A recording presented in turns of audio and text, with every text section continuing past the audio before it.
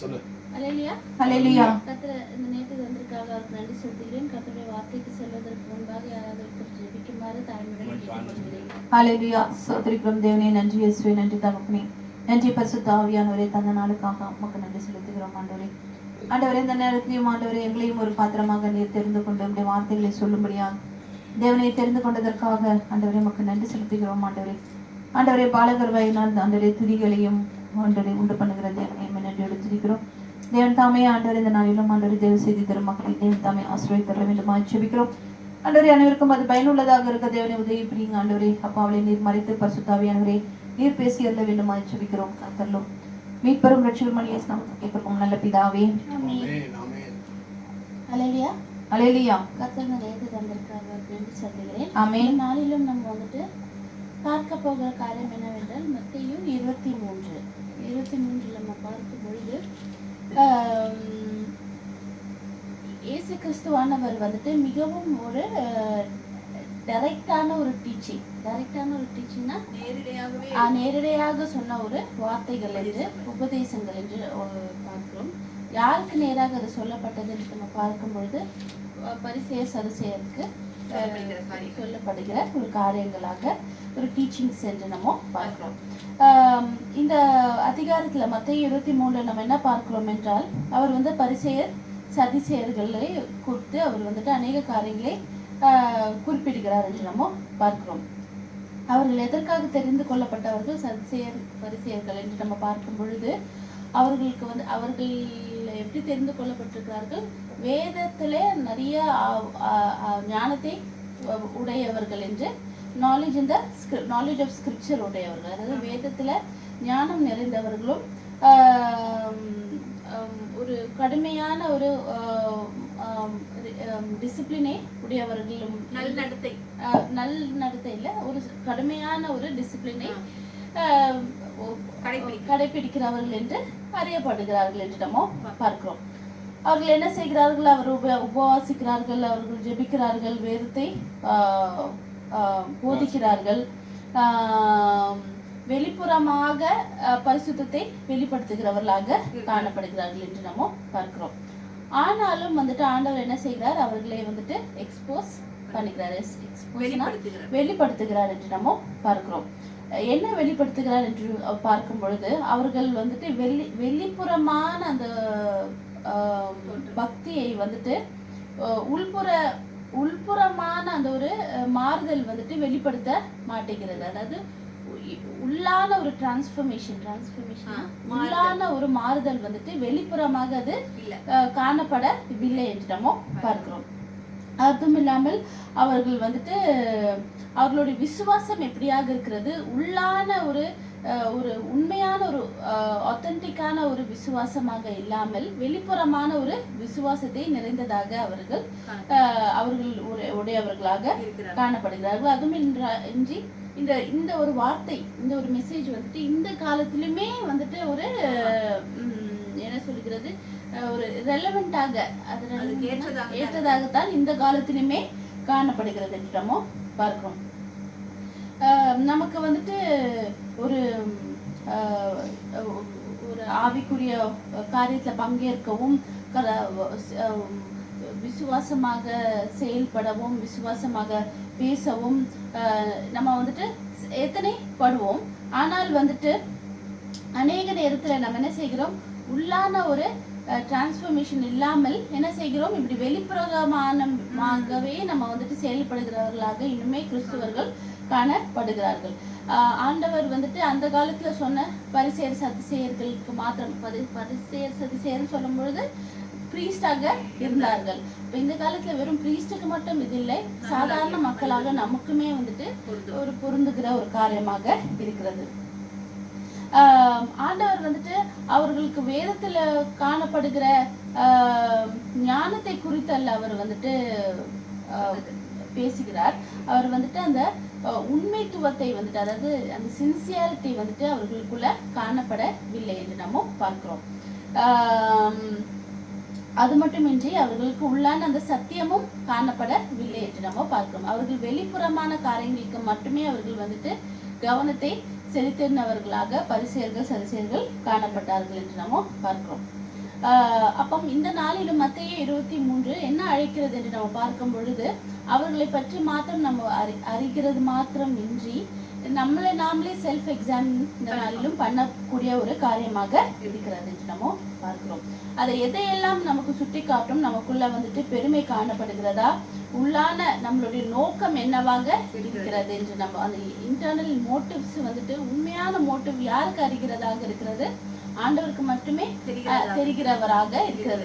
வெளிப்புறமாக நம்ம செயல்படும் பொழுது மனிதர்கள் என்ன நினைப்பாங்க, நல்ல மனசு, அவர் நல்ல பக்தி உள்ளவர் என்று. ஆனா உள்ளான அந்த வந்துட்டு அந்த மோட்டிவ்னஸ் அந்த மோட்டிவ் வந்துட்டு யாருக்கு அறிந்தவராக இருக்கிறார், ஏசு மாத்திரம் அறிகிறவராக இருக்கிறார் என்று நம்ம பார்க்கிறோம். அப்ப இந்த நாளிலும் நம்ம என்ன கேட்க வேண்டும் என்றால், நம்மளுடைய ரிலேஷன்ஷிப்னா நமக்கும் தேவனுமாக இருக்கிற அந்த உறவு வந்துட்டு உண்மையுள்ள ஒரு உறவாக இருக்கிறதா என்று நம்ம பார்க்க வேண்டும் என்று நம்ம பார்க்கிறோம். ஐசாயா 29:13 வாசிப்போம். உணர்த்தர் 2 தீமோத்தேயு 3:5 வாசிப்போம். ஒருத்தர் ஐசாயா 29:13, ஒருத்தர் 2 தீமோத்தேயு 3:5. 29:13. இந்த ஜனங்கள் தங்கள் வாயினால் என்னிடத்தில் சேர்ந்து தங்கள் உதடுகளினால் என்னை கனம் பண்ணுகிறார்கள். அவர்கள் இருதயமோ எனக்கு தூரமாக விலகி இருக்கிறது. அவர்கள் எனக்கு பயப்படுகிற பயம் மனுஷராலே போதிக்கப்பட்ட கற்பனையாக இருக்கிறது என்று நம்ம பார்க்கிறோம்.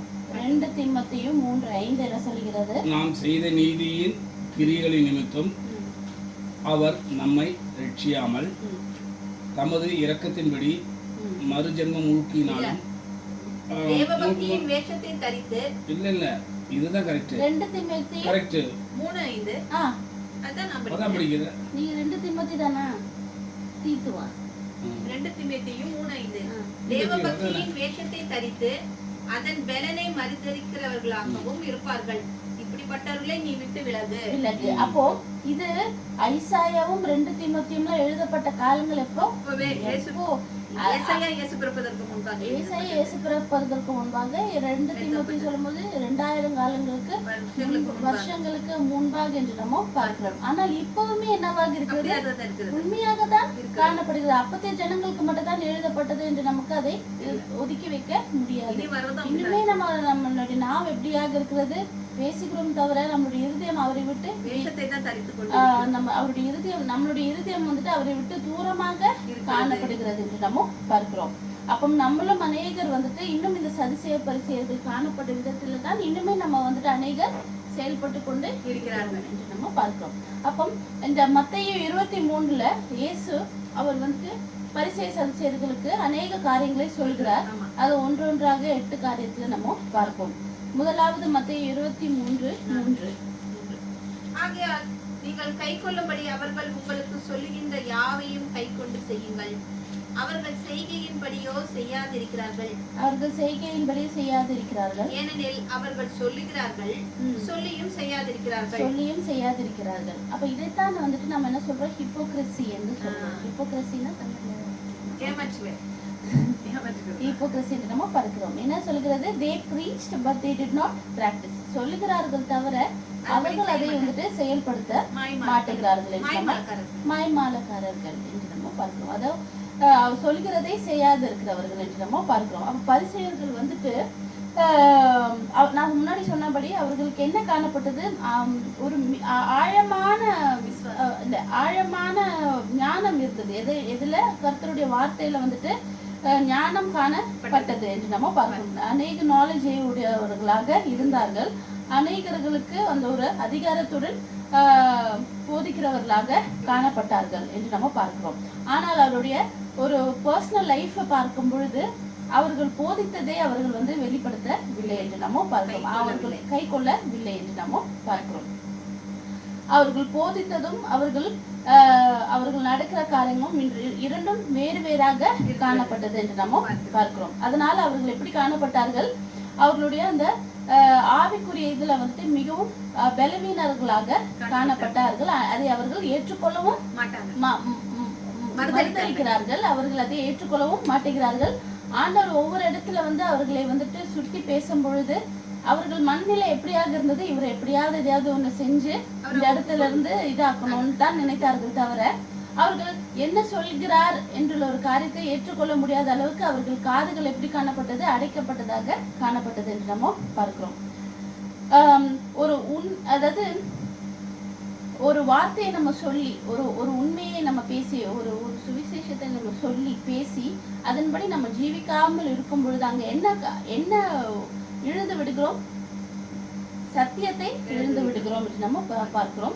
அந்த உண்மைத்தனத்தை இழந்து விடுகிறவர்களாக இருக்கிறோம். அப்படித்தான் பரிசேயர்கள் காணப்பட்டார்கள். உண்மை உள்ளவர்களாக அவர்கள் காணப்படவில்லை என்று நம்ம பார்க்கிறோம்.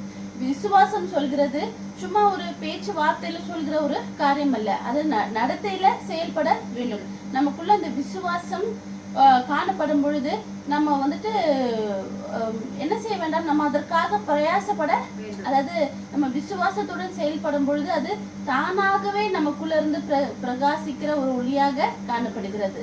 நம்மளுடைய இருதயம் எப்படியாக காணப்படுகிறது என்று அது தானாகவே வெளிப்படும் என்று நம்ம பார்க்கிறோம். அது மட்டுமின்றி இதை இந்த பரிசேயர்கள் சதுசேயர்கள் செய்கிற காரியங்களை யார் பார்க்கிறார்கள்? அங்க இருக்கிற மக்கள்கள் வாரம் வாரம் கூடுகிறார்கள், வார்த்தையை கேட்கிறார்கள் என்று நம்ம பார்க்கிறோம். அவர்கள் எப்படி காணப்படுகிறார்கள்? அவர்கள் அவங்களுக்கே ஒரு கன்ஃபியூஷன் காணப்படுமே. அவர்கள் சொல்கிறது ஒன்றாக இருக்கிறது, செய்கிறது ஒன்றாக இருக்கிறது. அப்படி இருக்கும் பொழுது என்னவாகும், அவர்களுடைய அந்த விசுவாசமும் தோய்ந்து போகிறதாக காணப்படுகிறது. அவர்களை போல மாறுகிறவர்களாகவும் இருப்பார்கள் என்று நம்ம பார்க்கிறோம். அப்போ இந்த நாளிலும் ஆண்டவர் எதற்கு நம்மளை அழைக்கிறார்? நம்மளுடைய விசுவாசமும் நம்மளுடைய நடத்தையும், பிலீஃப் அண்ட் ஆக்ஷன் நேராக ரெண்டுமே சரிசமமாக இருந்தால்தான் எப்படியாக இருக்க முடியும், நம்ம ஒரு ஆவிக்குரிய பிள்ளைகளாக காணப்பட முடியும். அதுல ஏதாவது ஒன்று இல்லைன்னா கூடவே நம்ம உண்மையாக அவரை சேவிக்க முடியாது என்று நம்ம பார்க்கிறோம். அல்லேலூயா. அப்போ அதுல நம்ம ஒரு பைபிள் இது பார்க்கும் பொழுது சவுல் ஆண்டவரால தெரிந்து கொள்ளப்பட்ட ஒரு மனிதனாக இருந்தார் என்று நம்ம பார்க்கிறோம். ஆனால் கடைசியில ஆண்டவர் அவரை ராஜாவாக வைக்கவில்லை, அவர் ரிஜெக்ட் பண்ணி விட்டார் என்று பார்க்கும்போது இதனால அவருடைய செய்கைகளின் நிமித்தம் ஆண்டவர் ஒரு காரியத்தை செய்ய வேண்டாம், அவர் போன அந்த இடத்திற்கு அந்த ஒரு போருக்கு ஒரு மத்தியில எல்லாவற்றையும் அழித்து விடுன்னு சொல்லும் பொழுது அவர் அழித்து விடாமல் அதில் சில காரியங்களை அவர் சேர்த்து வைத்து கொண்டார் என்று நம்ம பார்க்கிறோம். அப்போ சவுலுமே பரிசுத்தவான் மாதிரி தான், ஆண்டவர் என்னோடு கூட இருக்கிறார் என்ற ஒரு செயலின்படித்தான் இருந்தார். ஆனால் அவருடைய வார்த்தையும் அவருடைய செயலும் வேறு வேறாக காணப்பட்டது. அப்ப என்ன ஆனது, ஆண்டவர் அவரை ராஜாவாக அவர் மாற்றி விட்டார் என்று நம்ம பார்க்கிறோம். அப்போ நம்மளும் என்ன செய்ய வேண்டும், நம்மளுடைய நம்ம எப்படி செயல்படுகிறார், நம்ம வெறும் விசுவாசிக்கிறவர்களாக மாத்திரம் இராமல் செயல்படுகிறவராக நம்ம காணப்பட வேண்டும். விசுவாசிகளும் செயல்படுகிறவர்களாக இருக்கும் பொழுது நம்மளுடைய காரியங்கள் எப்படியாக இருக்கும், ஆண்டவர் சொல்லுகிற ஒரு அதாவது ஆண்டவர் இயேசு கிறிஸ்து எப்படி ஜீவிக்கணும் என்று சொன்னாரோ அதன்படி நம்ம ஜீவிக்கிறவர்களாக காணப்படுவோம் என்று நம்ம பார்க்கிறோம். அப்போ இந்த நாளிலும் நம்ம எந்த இடத்துல நம்மளுடைய அந்த ஒரு பரிசேயர் சதுசேயர்கள் மாதிரி நம்ம எந்த இடத்துல நம்ம ஒரு வார்த்தையை சொல்கிறோம் ஆனால் செயல்படாம காணப்படும் அநேக காரியங்கள் இருக்கிறது என்று நம்ம பார்க்கிறோம். வெளியில போகும்பொழுது, சபைகள்ல போகும்போது, வேற ஒரு ஆவிக்குரிய ஒரு குடும்பத்தை நம்ம பார்க்க செல்லும் பொழுது அவர்களிடத்து போகும்போது பேசும்பொழுது எப்படி இருப்போம், பேசுவோம், நம்ம ரொம்ப இனிமையாக பேசுவோம், ரொம்ப சந்தோஷமாக பேசுவோம். ஆனால் வீட்டுக்குள்ள வரும்பொழுது குடும்பத்துக்கு நடுவில் எப்படி செயல்படுவோம், நம்ம அங்கத்தான் கோபத்தோடு பேசுவோம், வாயில வார்த்தைகள் வரும், அங்கிட்டுக்கு இங்கிட்டுக்கு அநேக காரியங்கள் செயல்படும். அதே ஒரு சின்ன ஒரு எக்ஸாம்பிள் என்று நம்ம பார்க்கிறோம். அப்போ இப்படியாக நமக்குள்ள காணப்படுகிற காரியங்கள் எல்லாவற்றையும் நம்ம மாற்றி கொள்ளுகிறவர்களாக இருக்க வேண்டும் என்று நம்ம பார்க்கிறோம். இதை சும்மா நம்ம இப்போ சொல்லுகிற இந்த வார்த்தையுமே கேட்டோம் போனோம் என்று இராமல் நம்ம சரி செய்து கொள்ள வேண்டும். எடுத்து வாசிப்போம் டக்குன்னு சமயம். ஜேம்ஸ் 1:22 வாசிப்போம். உணர்த்தர 1 யோவான் 2:4 வாசிப்போம். ஜேம்ஸ் 1:22. நீங்க 1 யோவான் 2:4. அல்லாமலும் நீங்கள் உங்களை வஞ்சியாதபடிக்கு திருவசனத்தை கேட்கிறவர்களாக மாத்திரமல்ல, அதன்படி செய்கிறவர்களாகவும் இருங்கள். அதன்படி செய்கிறவர்களாகவும் இருக்கணும். இல்லனா மாத்திரம் இல்லாம அதபடி செய்கிறவர்களாக இல்லாவிட்டால் நாமளே என்ன செய்கிறோம்? வஞ்சிக்கிறவர்களாக காணப்படுகிறோம். 1 யோவான் 2:4.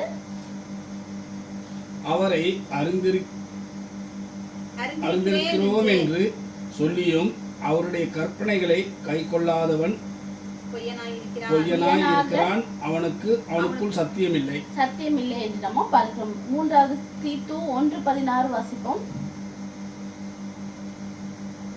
1:16. அவர்கள் தேவனை அறிந்திருக்கிறோம் என்று அறிக்கை பண்ணுகிறார்கள், கிரியைகளிலோ அவரை மறுதலிக்கிறார்கள்.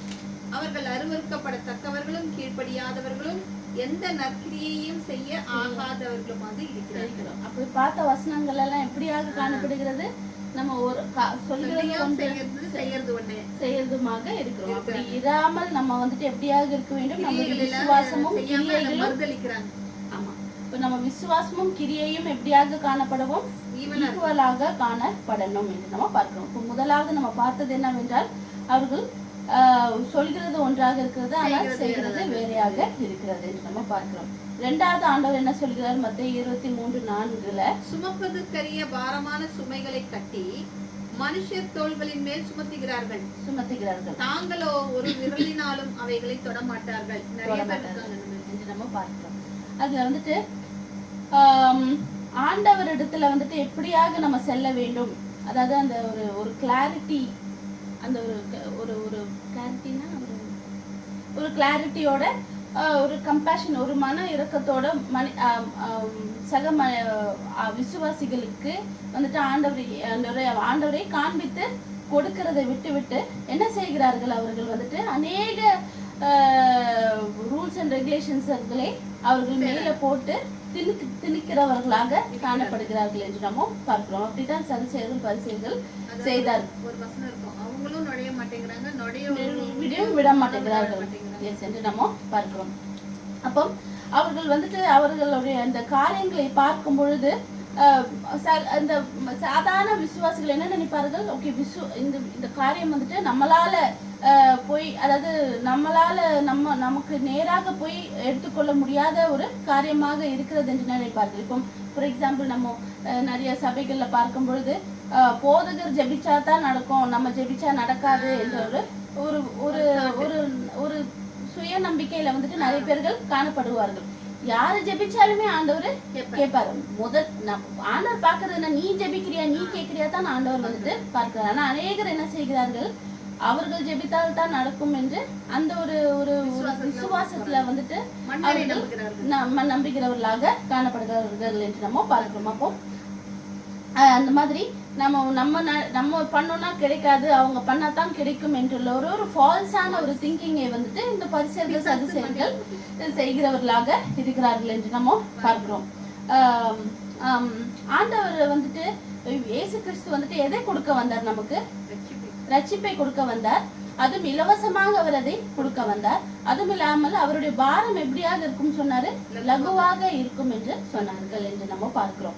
ஆனால் இவர்கள் என்ன செய்கிறார்கள்? மனிதர்களுக்கு மேல சுமைகளை சுமக்கிறார்கள் என்று நம்ம பார்க்கிறோம். அப்போ இந்த ஸ்பிரிச்சுவல் லீடர்ஷிப்ஸ்லாம் இருக்காங்களா, அதாவது அந்த போதகர்கள்லாம் இருக்கிற அவர்கள் வந்துட்டு என்ன செய்கிறோம்? அவர்கள் வந்துட்டு ஒரு விசுவாசிகளை என்கரேஜ் பண்ணுகிறவர்களாக, உற்சாகப்படுத்துகிறவர்களாக காணப்பட வேண்டும். அது இல்லாமல் அவர்களை வந்துட்டு ஒரு பயத்தின் நிமித்தமாக அவர்களை வந்துட்டு என்ன செய்கிறார்?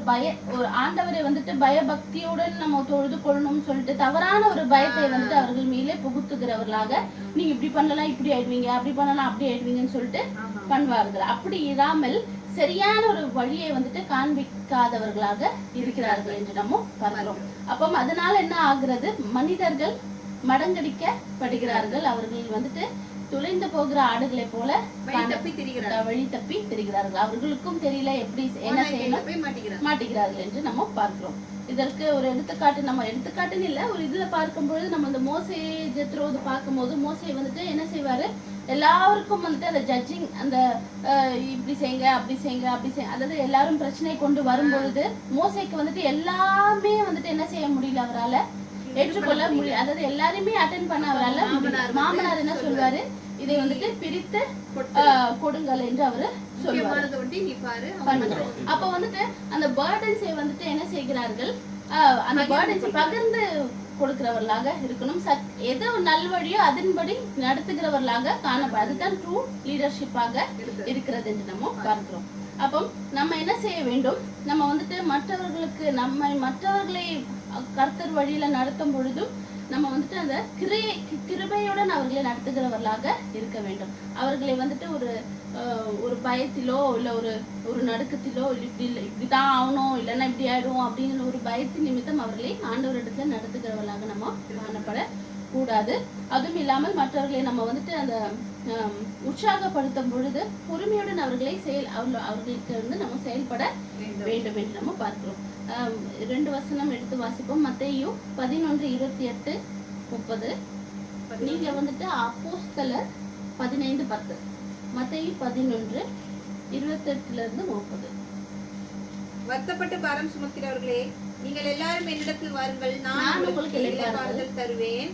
நான் சாந்தமும் மனத்தாழ்மையுமாக இருக்கிறேன்.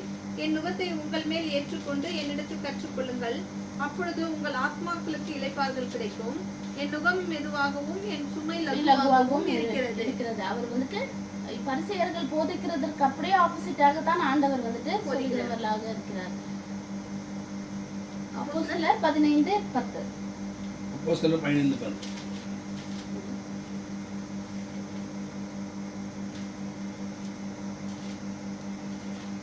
இப்படி இருக்க நம்முடைய பிதாக்களாலும் நம்மாலும் சுமக்கக்கூடாது இருந்த நுகத்தடியை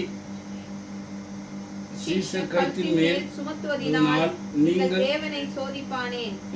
இப்படி இருக்க நம்முடைய பிதாக்களாலும் நம்மாலும் சுமக்க கூடாது இருந்த நுகத்தடியை சீஷர் கழுத்தின் மேல் சுமத்துவதினால் நீங்கள் தேவனை சோதிப்பானேன்.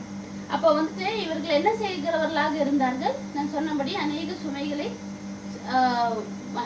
மனிதர்கள் மீது சுமக்கிறவர்களாக இருக்கிறார். ஆனால் ஆண்டவர் வந்தவர் அவர் இப்படியாக வருகிறார், என்கிட்ட கொடுங்க, நான் சுமக்கிறேன் என்று சொல்ல ஒரு தேவன் சொன்ன மாதிரி தான். உங்க 2 கற்பனை கொடுக்குறேன், அதை நீங்க சுமங்க என்று தான் அவர் வந்துட்டு சொல்கிறார் என்று நம்ம பார்க்கிறோம். இல்லையா, நமக்கு அந்த பரிசேயர்கள் வந்துட்டு எதை போதிக்கிறார்கள், லா ஆஃப் மோசஸ் தெரியும்ல, மோசையோட அந்த கற்பனைகளை தான் வந்துட்டு அதுல வெறும் 10 கற்பனைன்னு இருக்காது, நிறைய இருக்கும், எக்கச்சக்கமா இருக்கும், அதுல கற்பனைகள் இருக்கும். அப்ப அதை சுருக்கி தான் ஆண்டவர் எதை தந்தார், 2 இதை தான் தந்தார் என்று நம்ம பார்க்கிறோம்.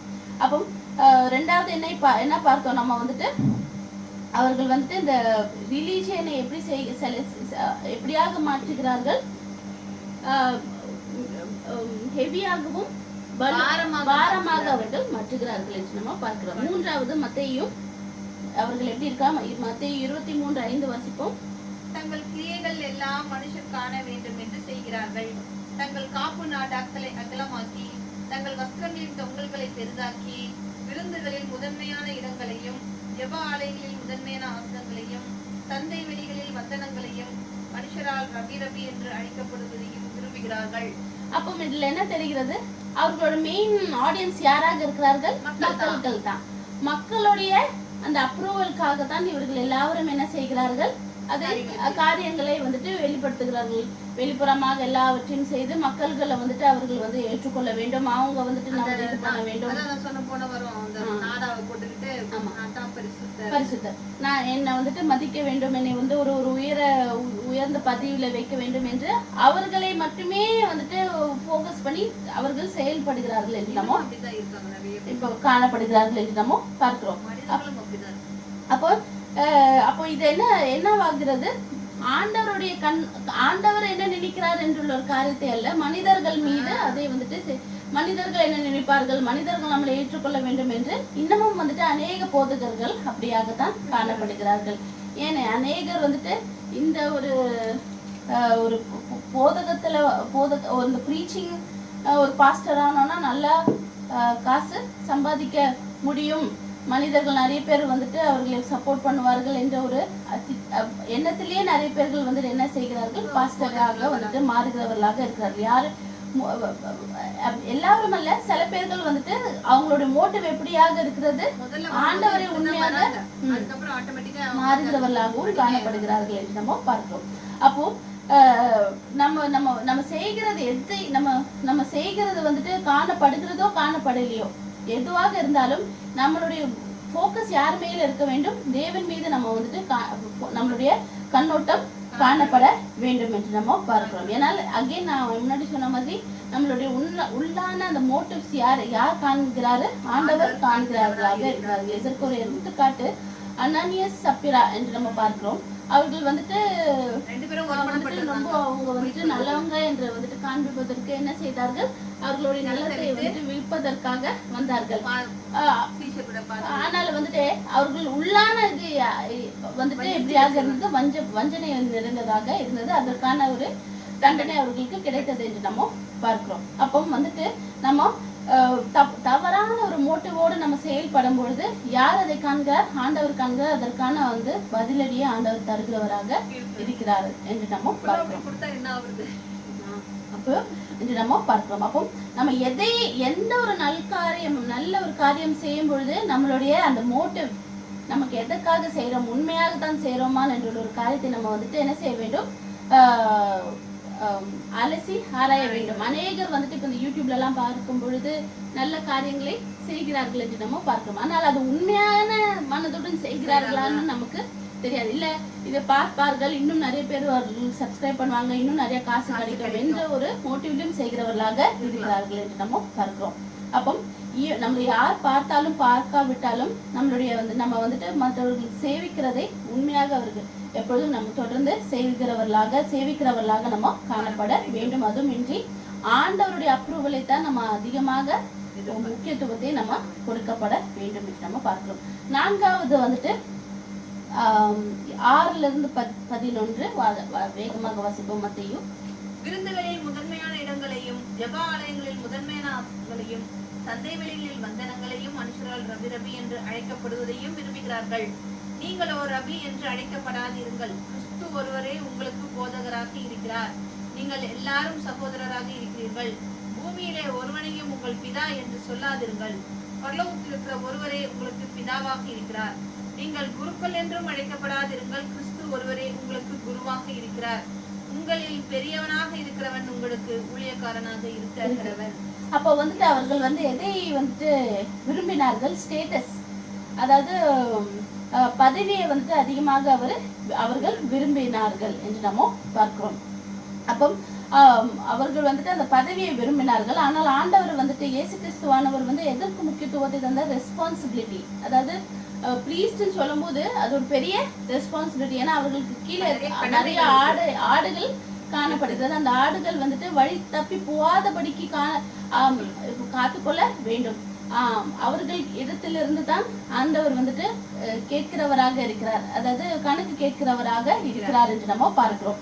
அப்போ இவர்கள் வந்துட்டு பரிசேயர்கள் வந்துட்டு எதை பார்க்கிறார்கள், பதவியை பார்க்கிறார்கள். ஆனால் ஆண்டவர் வந்துட்டு எதை முக்கியத்துவப்படுத்துகிறார், ரெஸ்பான்சிபிலிட்டி, கடமைகளை அவர் முக்கியத்துவம் படுத்துகிறார் என்று நம்ம பார்க்கிறோம்.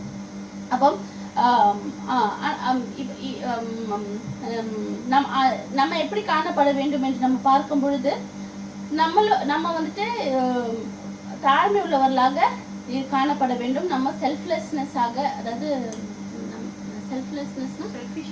செல்ஃபிஷாக இல்லாமல் நம்ம வந்துட்டு என்று இல்லாமல் நம்ம எல்லாவர்களுக்கும் கொடுக்கிறவர்களாகவும் தாழ்மை உள்ளவர்களாகவும் நம்ம காணப்பட வேண்டும் என்று நம்ம பார்க்கிறோம்.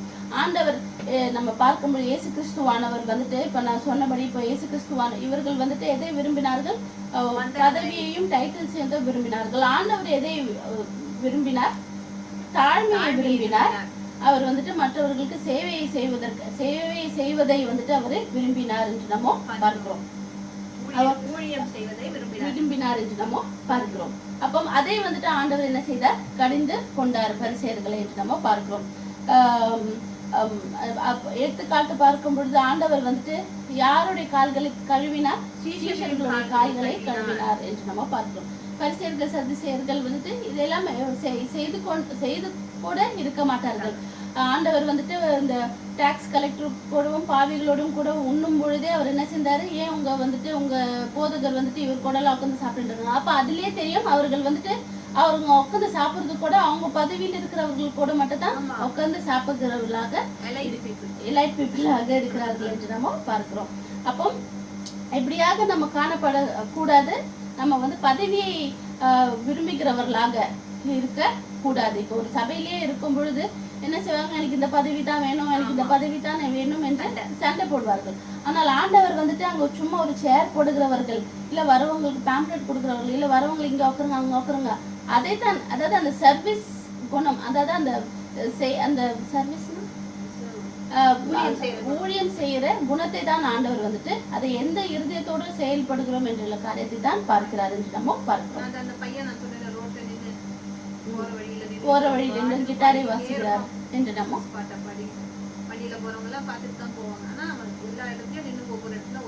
அதுதான். அப்போ ஒரு கட்டிடத்துக்கு கீழே இருந்து அங்க இருந்து போதித்தார் தான் அது வந்துட்டு ஒரு ஊழியம் என்று இல்லை என்று நம்ம பார்க்கணும். நம்ம செய்கிற ஒரு சிறிய காரியத்துல கூட ஆண்டவருக்கு அந்த ஊழியமாக அவர் வந்துட்டு எடுத்துக்கொள்வார் என்று நம்ம பார்க்கிறோம். 5வது வந்துட்டு 13 வாசிப்போம். மாயக்காரராகிய வேதபாரகரே பரிசேயரே உங்களுக்கு ஐயோ, மனுஷர் பிரவேசியாதபடி பரலோக ராஜ்யத்தை பூட்டு போடுகிறீர்கள்.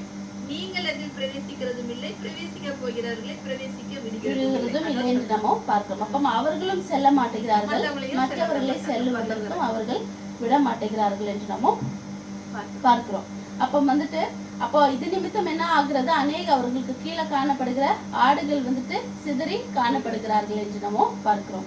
அப்போ இதற்கு ஒரு எடுத்துக்காட்டு பார்க்கும்பொழுது இந்த யோனாவை வந்துட்டு நினிவேக்கு அனுப்புவதற்கு ஆண்டவர் சொல்லும் பொழுது யோனாக்கு அங்க போறதுக்கு விருப்பமே இல்லை. ஏன்னா அவருக்கு வந்துட்டு நினிவே மக்களுக்கு அந்த ஒரு நல்லது கிடைக்கணும்னு மனசு வரல. அப்போ இந்த பரிசேயர் சதுசேயர்களும் தான் அநேக வார்த்தைகளை பேசுகிறார்கள். இதே கிருபை குறித்தும் அன்பை குறித்தும் இரக்கத்தை குறித்தும் பேசியிருப்பார்கள். ஆனால் அவர்களுக்கு அதை செய்வதற்கு மனது இல்லை என்று நம்ம பார்க்கிறோம். அப்போ அநேகர் நம்மளிலுமே வந்துட்டு அப்படி உள்ளவர்களாக நம்ம வந்துட்டு அநேக நேரத்துல காணப்படுகிறோம். அப்படி இராமல் வந்துட்டு நம்ம என்ன செய்கிறவர்களாக இருக்க வேண்டும்? நம்ம வந்துட்டு ஆண்டவரை நம்ம மட்டும் போகிறவர்களாக இராமல் நம்மளோடு கூட அநேகரை பரலோக ராஜ்யத்துல சரியான அந்த வழியில வந்துட்டு நடத்துகிறவர்களாக நம்ம காணப்படுகிறவர்களாக இருக்க வேண்டும். இல்லையா? 6வது வந்துட்டு 23 இருந்து 24 வாசிப்போம். மாயக்காரராகிய வேதபாரகரே பரிசேயரே உங்களுக்கு ஐயோ, நீங்கள் ஒத்தலாமிலும் வெந்தயத்தையும் சீரகத்தையும் தசமபாகம் செலுத்தி நியாயப்பிரமாணத்தில் கற்பித்திருக்கிற விசேஷித்தவைகளாகிய நீதியையும் இரக்கத்தையும் விசுவாசத்தையும் விட்டுவிட்டீங்க. இவைகளையும் செய்ய வேண்டும், அவைகளையும் விடாதிருக்க வேண்டுமே. குருடரான வழிகாட்டிகளே, கொசு இல்லாதபடி வழி